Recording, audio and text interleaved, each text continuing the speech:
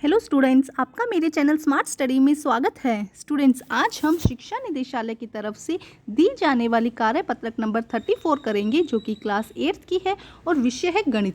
ये वर्कशीट 9 फरवरी 2021 की है। तो आइए शुरू करते हैं आज की वर्कशीट शुरू करने से पहले प्लीज़ मेरे चैनल को सब्सक्राइब कर दीजिए। तो आइए देखते हैं आज की वर्कशीट। एक पद, द्विपद, बहुपद, समान और असमान पद। प्रिया और रिया दो जुड़वा आज अपना जन्मदिन एक साथ मना रही हैं। दोनों ने अपने बहुत से दोस्तों को जन्मदिन पर बुलाया है। दोनों बहनों एक साथ केक काटकर अपने सभी साथियों को रिटर्न गिफ्ट उपहार दिए। अब देखो क्या कहा गया है। उनकी मम्मी ने एक थैले से बहुत सारे पेन, पेंसिल और रबड़ के पैकेट डाल दिए। उन पैकेटों की विशेषता यह थी कि जितनी कीमत एक पेन की थी उतने ही पेन उस पैकेट में थे। मतलब जितनी कीमत पेन की थी, अगर 10 रुपये एक पेन की कीमत है तो 10 ही उस पैकेट में थे पेन। इसी तरह जितनी कीमत एक पेंसिल की थी उतनी ही पेंसिल उस पैकेट में थी। जितनी कीमतें एक रबड़ की थी उतनी ही रबड़ें एक पैकेट के अंदर थी। ठीक है, समझ में आया कि मान लो 10 रुपये का एक पेन है तो जो पैकेट बनाया उसके अंदर भी 10 इस तरह से पेन थे, पेंसिल रबड़ सब इसी तरह से थे। अब प्रिया ने कुछ पेंसिल्स, कुछ रबड़ के पैकेट, पेंसिल और रबड़ के पैकेट खोलकर उसी थैली में मिला दिए। रिया की मम्मी ने अपनी आंखें बंद करके सभी बच्चों को थैले में से उपहार देना आरंभ कर दिया। तभी प्रिया एक गणितीय खेल सूझा। उसने कहा, ऐसा करते हैं, माना एक पेन की कीमत है x। यहाँ समझते हैं, देखो एक पेन की कीमत है x, तो पेन के पैकेट की कीमत क्या होगी। मान लो कि 10 रुपये एक पेन है, उसके अंदर कितने पेन हुए, 10 हुए, है ना। 10 रुपये एक पेन की कीमत है, उसमें कितने पेन हुए, 10 पेन हुए, तो कीमत कितनी होगी, 100। तो x, तो पेन के पैकेट की कीमत क्या हो गई, x की स्क्वायर। यहाँ ध्यान से समझो, अगर पेन की कीमत है x तो पेन के पैकेट की कीमत क्या होगी, x की स्क्वायर, क्योंकि जितनी एक पेन की कीमत है उतने ही पेन के पैकेट की कीमत है। अब दूसरी तरह देखो क्या कहता है, इसी तरह माना पेंसिल की कीमत है y। अब पेंसिल की कीमत कितनी मानी, y, तो उसके पैकेट की कीमत कितनी हो जाएगी, y की स्क्वायर, क्योंकि जितनी एक पेंसिल की कीमत है उतना ही पैकेट की स्क्वायर है।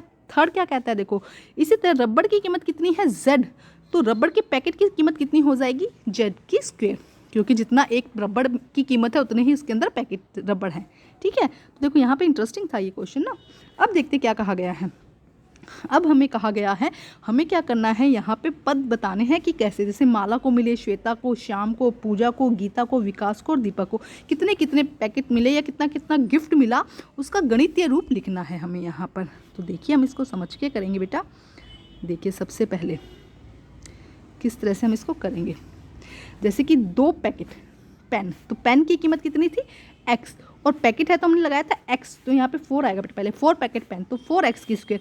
2 पेंसिल, पेंसिल की कीमत कितनी है y, तो हमने लिख दिया 2y, और पैकेट रबड़, रबड़ का था z की स्क्वायर, पैकेट में स्क्वायर लग जाएगा, ठीक है, z की स्क्वायर 3z की स्क्वायर। ये हमारा एक बहुपद हो जाएगा। हम इसे गणितीय रूप में जब हम ये लिखेंगे आगे तो समझ में आ जाएगा। नेक्स्ट देखो, 4 पैकेट पेंसिलों से 2 पेंसिल कम। क्या कहा गया है कि 4 पैकेट पेंसिल, मतलब पेंसिल कितना था y और पैकेट y की स्क्वायर, तो 4 पैकेट y की स्क्वायर माइनस 2y, ये हो जाएगा द्विपद। ये क्या हो जाएगा, द्विपद। अब 5 पैकेट रबड़, रबड़ क्या था z, तो 5 z की स्क्वायर, क्योंकि पैकेट है ना, तो ये क्या हो जाएगा, एक पद।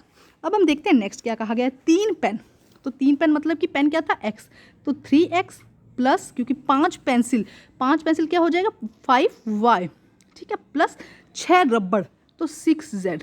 तो अब देखो यहाँ पे हम समझते हैं एक पद, द्विपद और बहुपद को समझते हैं।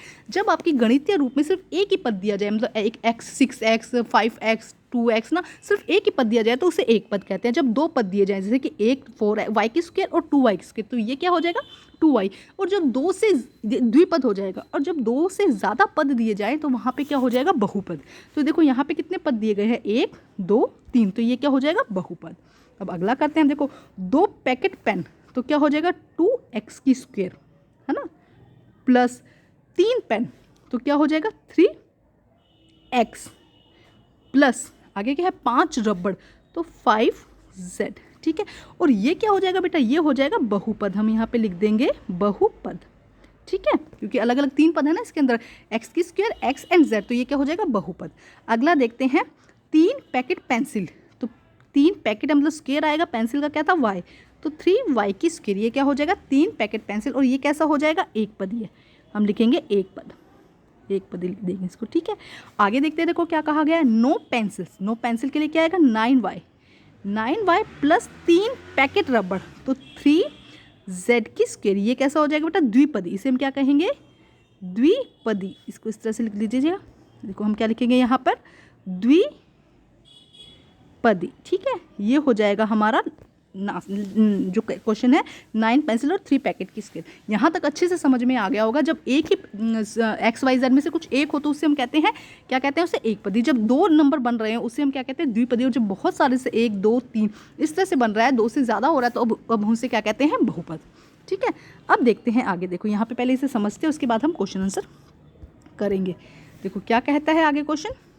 इस प्रकार हम कह सकते हैं कि कोई भी पद गुणांकों से मिलकर पद बन जाता है। अपने कोई जो चर नंबर है, जैसे कि x, y, z, किसी भी गुणांक से 3, 4, 2 किसी भी गुणांक से मिलकर क्या बन जाता है? पद बन जाता है। तो एक पदी, जिस व्यंजक में सिर्फ एक पद होता है उसे एक पदी व्यंजक कहते हैं। जैसे 3x हो गया, है ना, या 4y हो गया, 2z हो गया, ये क्या हो जाएगा? एक पदी। द्विपद, जिस व्यंजक में 2 पद होते हैं उसे द्विपदी व्यंजक कहता है। जैसे कि 3x + 2y, 4y कर दो ना, तो ये क्या हो जाएगा? द्विपदी। और जिस व्यंजक में 2 से ज़्यादा पद होते हैं उन्हें बहुपद कहते हैं। जैसे कि 3x 4y + 5z, तो ये क्या हो जाएगा? बहुपद। इतना समझ में आया? देखो ये 3 चीज़ें समझ में आ गई, एक पद, द्विपद और बहुपद। अब आगे क्या कहता है? समान पद और असमान पद। उपरोक्त तालिका में बहुत से चर एक जैसे हैं, उन्हें हम समान पद कहते हैं। जैसे कि 4x 3x 2x, है ना, ये सारे क्या है? चर समान है, तो इन्हें हम क्या कहते हैं? समान पद। अब देखते हैं बहुत सारे चर ऐसे हैं जो समान नहीं है, उन्हें हम असमान पद कहते हैं। उन्हें क्या कहा जाता है? असमान पद। जैसे कि 4x 3y 3z, है ना, तो यहाँ पे क्या देखो ये सब क्या है? अलग अलग है, तो ये क्या हो जाएंगे? असमान चर। इन्हें क्या कहेंगे? असमान पद। यहाँ पे आपको समझ में आया? जब चर के साथ में XYZ के साथ में पूर्णांक नंबर मिल जाता है तो उसे हम पद कह देते हैं। ठीक है, अब देखो बहुत सारे पद क्या है? समान पद है, और बहुत सारे पद क्या हो जाते हैं? असमान पद हो जाते हैं। यहाँ पे ये समझे, जब भी जो चर है वो अगर समान हो जाएगा तो ये क्या हो जाएंगे? समान पद। बहुत सारे चर एक जैसे हो तो वो क्या हो जाएगा? समान चर। और बहुत सारे पद एक जैसे नहीं होंगे तो वो क्या बन जाएगा? असमान पद। ठीक है, तो आइए देखते हैं। अब हम करते हैं क्वेश्चन आंसर। देखो क्या कहा गया है। क्वेश्चन नंबर 1, उपरोक्त तालिका में से 5 उदाहरण समान और असमान पदों के बताइए। तो 5 उदाहरण बताने हैं समान पद के। कोई भी समान, देखो हम यहाँ पे लिख लेते हैं। जैसे कि नंबर 1 पे हमने लिख लिया समान पद के उदाहरण बताने। पहले हम देखते हैं। देखो हमने लिख दिया जैसे कि 4x की स्क्वायर और 2x की स्क्वायर, ये एक समान पद हो जाएगा। ठीक है, इसी तरह दूसरा ले लेते हैं हम 3z की स्क्वायर 5z की स्क्वायर, ये भी समान पद हो जाएगा। तीसरा 2y 9y और 5y, ये सब क्या हमने तालिका में से लिए हैं, तो ये भी क्या हो जाएंगे? समान पद हो जाएगा। चौथा 4y की स्क्वायर 3y की स्क्वायर, ये भी क्या हो जाएगा? समान पद हो जाएगा। और पांचों आप कुछ भी लिख दीजिए 3z और 2z, है ना, ये सब क्या है? एक दूसरे से कि ये पहला समान पद हो जाएगा, ये इसके समान, यहाँ पे माइनस नहीं है बेटा, इस बात का ध्यान रखेंगे। ठीक है, तो ये क्या हो जाएंगे? समान पद। ये क्या हो जाएंगे? समान पद। चाहे तो आप इकट्ठा लिख दीजिए, एक ही नंबर को इस तरह से भी लिख सकते हैं हम कि 2x की स्क्वायर 3x की स्क्वायर 4x की स्क्वायर 5x की स्क्वायर 7x की स्क्वायर, ये सारे 5 क्या हो जाएंगे? समान पद हो जाएंगे। तो हमने अलग अलग सबको दिखा दिया कि ये इसके समान है, ये वाला समान पद है, ये समान पद है, ये समान पद है, ये समान पद है, जैसा आपको ठीक लगता है। ये अभी हमने किया समान पद। अब हम देखते हैं असमान पद। तो असमान पद में देखिए क्या हो जाएगा। अभी जो किया था वो समान पद था, अब हम करते हैं असमान पद। जैसे कि 4x की स्क्वायर और 2y, माइनस हटा देते हैं हम यहाँ पे, 4x की स्क्वायर 2y, ये असमान हो गया। इसमें हम 3z कर देते हैं, ये इसकी भी असमान हो गया। हम इसमें कर देते हैं 4y की स्क्वायर, है ना, इसमें कर देते हैं 5z की स्क्वायर, तो ये सारे पद क्या हो जाएंगे? असमान पद हो जाएंगे। तो हम यहाँ पे इस तरह से असमान पद लिख सकते हैं। समान पद तो हमने दो का ग्रुप बना लिया, चाहे तो इस तरह से इकट्ठा करके x की स्क्वायर 2x की स्क्वायर इस तरह से भी आप कर सकते हो। ठीक है, तो ये हो जाएगा हमारा क्वेश्चन नंबर 1। अब देखते हैं नेक्स्ट क्वेश्चन। विकास ने प्रिया और रिया को उपहार में 51 रुपये दिए, प्रत्येक को 51 रुपये दिए। इस बात का आप ध्यान रखेंगे, अगर प्रिया और रिया को 51 रुपये दिए तो हम उसको डिस्ट्रीब्यूट कर देते, भाई एक को x मान लेते, एक को x - 51 मान लेते ना। लेकिन यहाँ पे क्या, दोनों को 51 दिए, x को भी कितने दिए हैं? 51 दिए हैं, y को भी कितने दिए हैं? 51 दिए हैं। ठीक है, दोनों रिया और प्रिया को। क्या यह भी बहुपद है? नहीं बेटा, यहाँ पे कोई समीकरण नहीं बन पाएगी, ये बहुपद नहीं है। क्या इसे भी बहुपद के रूप में लिखा जा सकता है? नहीं, यहाँ इसे बहुपद के रूप में नहीं लिखा जा सकता। और लिखा जाता है तो कैसे लिखा जाएगा? तो इन तीनों का ही आंसर क्या हो जाएगा बेटा? इन तीनों का आंसर हो जाएगा नो। ठीक है बच्चे, ध्यान से समझना है, अच्छे से प्रैक्टिस करनी है।